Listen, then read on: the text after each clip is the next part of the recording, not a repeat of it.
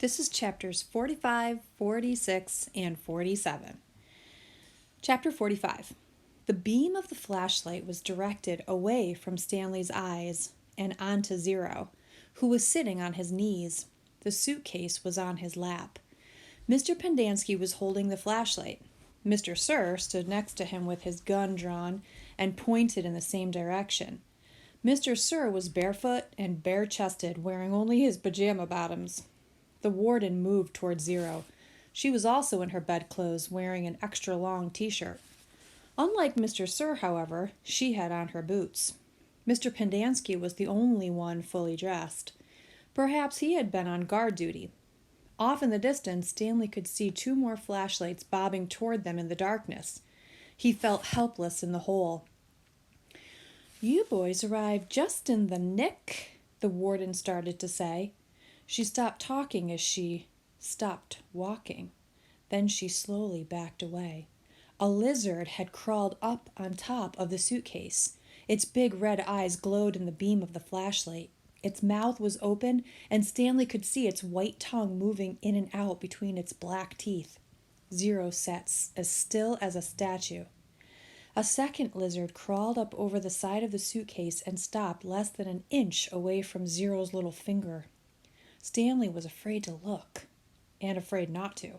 He wondered if he should try to scramble out of the hole before the lizards turned on him, but he didn't want to cause any commotion. The second lizard crawled across Zero's fingers and halfway up his arm. It occurred to Stanley that the lizards were probably on the suitcase when he handed it to Zero. "There's another one!" gasped Mr. Pendanski. He shined the flashlight on the box of Frosted Flakes which lay on its side beside Stanley's hole.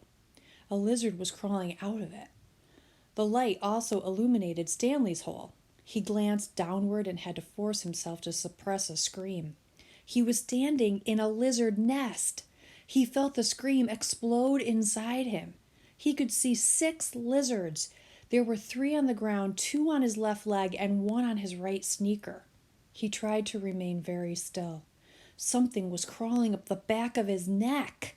3 other counselors approached the area. Stanley heard one say, "What's going?" and then whisper, "Oh my God." "What do we do?" asked Mr. Pendanski. "We wait," said the warden. "It won't be very long." "At least we'll have a body to give that woman," said Mr. Pendanski. "She's going to ask a lot of questions," said Mr. Sir, "and this time she'll have the AG with her." "Let her ask her questions," said the warden. "Just so long as I have the suitcase. I don't care what happens. Do you know how long—" and her voice trailed off, then started up again. "When I was little, I'd watch my parents dig holes every weekend and holiday. When I got bigger, I had to dig too, even on Christmas."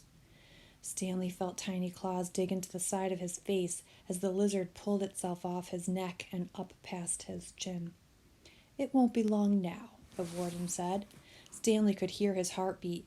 Each beat told him he was still alive, at least for 1 more second. Chapter 46. 500 seconds later, his heart was still beating. Mr. Pendanski screamed. The lizard which had been in the cereal box was springing toward him. Mr. Sir shot in mid-air. Stanley felt the blast shatter the air around him. The lizard scurried frantically across his very still body. He did not flinch. A lizard ran across his closed mouth. He glanced at Zero, and Zero's eyes met his. Somehow they were both still alive, at least for 1 more second. 1 more heartbeat. Mr. Sir lit a cigarette. "I thought you quit," said one of the other counselors. "Yeah, well, sometimes sunflower seeds just won't cut it." He took a long drag on his cigarette. "I'm going to have nightmares the rest of my life." "Maybe we should just shoot them," suggested Mr. Pendanski. "Who?" asked a counselor. "The lizards or the kids?" Mr. Pendanski laughed grimly. "The kids are going to die anyway." He laughed again. "At least we got plenty of graves to choose from." "We've got time," said the warden. "I've waited this long. I can wait another few—" Her voice trailed off. Stanley felt a lizard crawl in and out of his pocket. "We're going to keep our story very simple," said the warden. That woman's going to ask a lot of questions. The AG will most likely initiate an investigation. So this is what happened. Stanley tried to run away in the night, fell in a hole, and the lizards got him.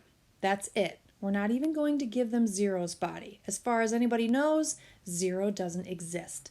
Like Mom said, we got plenty of graves to choose from.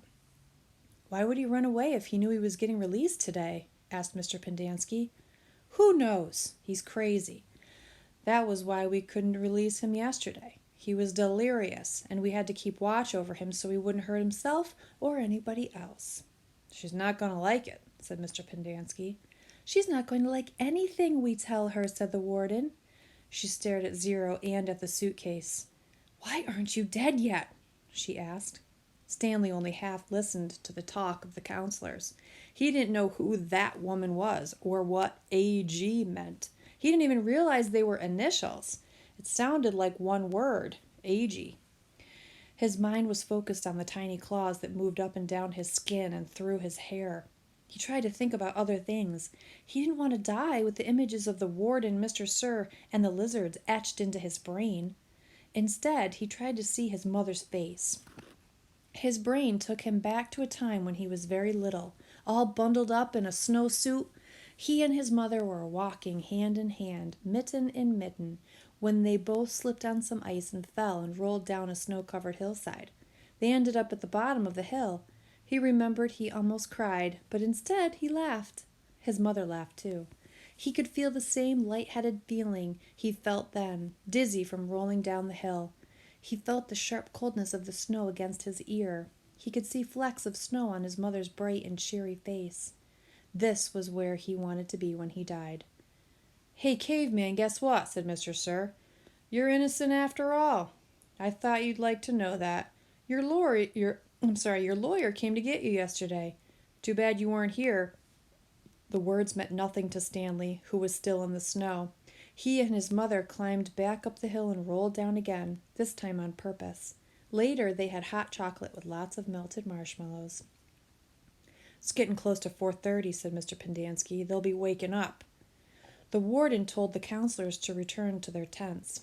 She told them to give the campers breakfast and to make sure they didn't talk to anyone.